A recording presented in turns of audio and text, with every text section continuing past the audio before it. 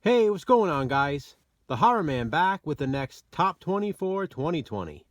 This time I'll be ranking my top 20 favorite horror anthology films.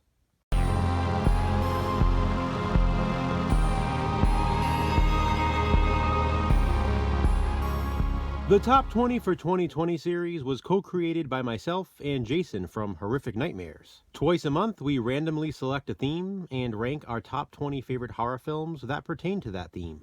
We can only feature 20 films, no honorable mentions, and we can only include one film per franchise. In addition, Jason and I elect to only feature films we actually own on physical media. The randomly selected theme this time around was horror anthology films, and it's a theme Jason and I have been anticipating for a while. It's important to note that in this list, I will only be including feature-length films.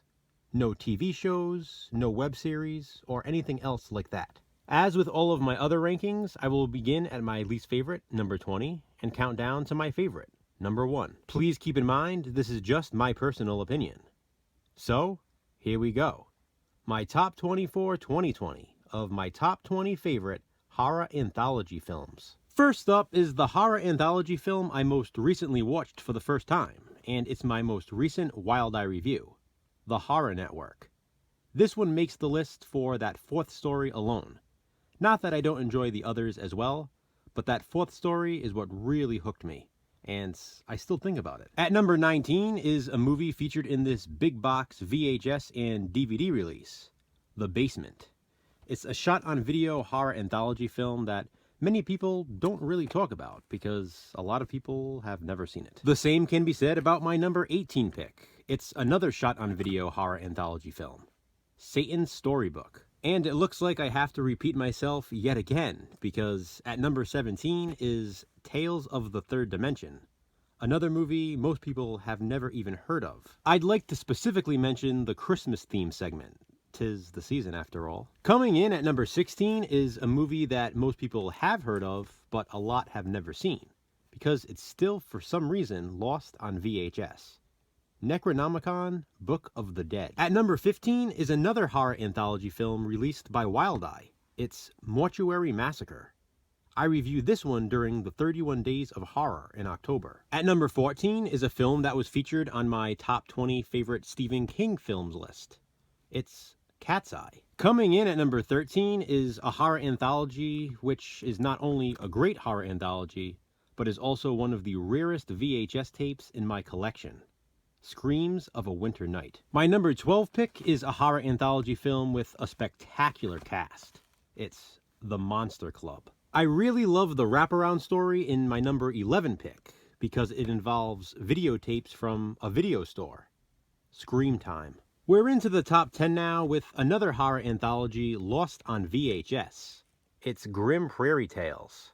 This one stars James Earl Jones and Brad Dourif, and it's awesome. My number 9 pick did get a DVD release, but it's long out of print and very rare, as is this VHS release. It's Campfire Tales, starring Gunnar Hansen, from 1991. Not to be confused with Campfire Tales from 1997. It's basically urban legend, but in a horror anthology form. I love this movie, and it's number 8 in my top 20. Next up, at number 7, is the 1989 horror anthology film, After Midnight. Coming in at number 6 is an anthology I wish I could have ranked even higher.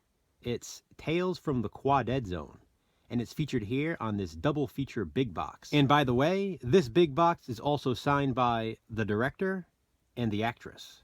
And now we are into the top 5 with a nostalgic favorite of mine, The Willies. At number 4 is a horror anthology I hope to see on most people's lists. It's Tales from the Crypt. In third place is Waxwork. Now, I know a lot of people might not actually consider this to be a horror anthology film, but I do, and I'll tell you why. Because if this doesn't qualify as a horror anthology, then Trick or Treat, my number 2, wouldn't either. Trick or Treat and Waxwork both qualify as horror anthology films in my mind. They are both feature-length films made up of interlocking segments. In fact, Trick or Treat was almost my number 1, and I believe last time I ranked horror anthology films, it was. but not this time. Nostalgia played a big role, because my #1 favorite horror anthology film is Creepshow 2. I've said it before. As much as I love the original Creepshow, I prefer Creepshow 2. This one benefits from having only 3 segments and a wraparound story, whereas the original Creepshow has 5 segments and a wraparound. And all 3 of these segments are awesome. Old Chief Woodenhead, The Raft, and The Hitchhiker. Plus, I love the wraparound story in Creepshow 2, with the Venus flytraps. Although they are very close for me, like I said, I do prefer Creepshow 2. And it's my #1 favorite horror anthology film. So there you have it, guys, my top 20 for 2020 of my top 20 favorite horror anthology films. What do you think? Comment below and let me know. And be sure to check out Jason's top 20. As always, we also invite you to join in. Thanks for watching, guys. Be kind, subscribe.